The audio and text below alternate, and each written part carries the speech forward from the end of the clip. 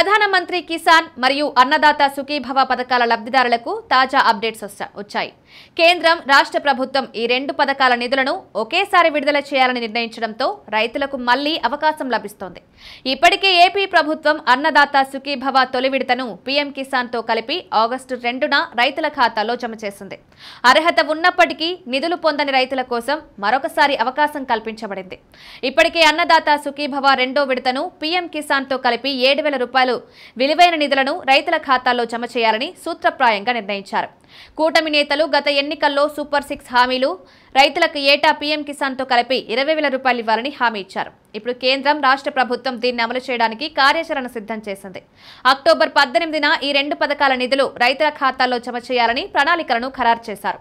Deepavali season కి ముందే రైతులు లబ్ధి పొందాలనే ఉద్దేశంతో అనుసరించబడిన షెడ్యూల్ ప్రకారం పీఎం కిసాన్ కింద ఏటా 6,000 రూపాయలు, అన్నదాత సుఖీభవ కింద 14,000 ఇవ్వబడతాయి. ఈ నిధులను కేంద్రం, రాష్ట్ర ప్రభుత్వంతో కలిపి 3 విడతలుగా జమ చేయాలని నిర్ణయించబడింది. అక్టోబర్లో మొదటి విడతగా 10,000 జమ చేయనున్నారు. ఇందులో కేంద్రం 2,000, రాష్ట్ర ప్రభుత్వం 5,000 అందజేయనుంది. అయితే కొందరు కౌలు రైతులు కేంద్ర పీఎం కిసాన్ నిధులను పొందలేకపోవడం వల్ల రాష్ట్ర ప్రభుత్వం అన్నదాత సుఖీభవ కింద నిధులను 2 విడతల్లో మంజూరు చేయనుంది.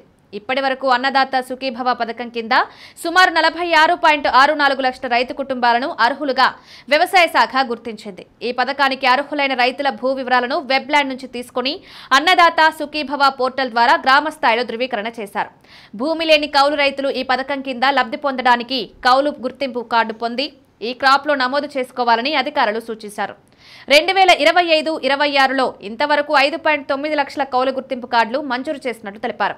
ఈ పథకానికి అర్హత కలిగిన రైతులు ప్రభుత్వ అధికారిక వెబ్సైట్ల ద్వారా తమ అర్హతను పరిశీలించుకునే అవకాశం కల్పించారు. దీపావళికి ముందే ఈ పథకాల నిధులు రైతుల ఖాతాల్లో జమ కానున్నాయి.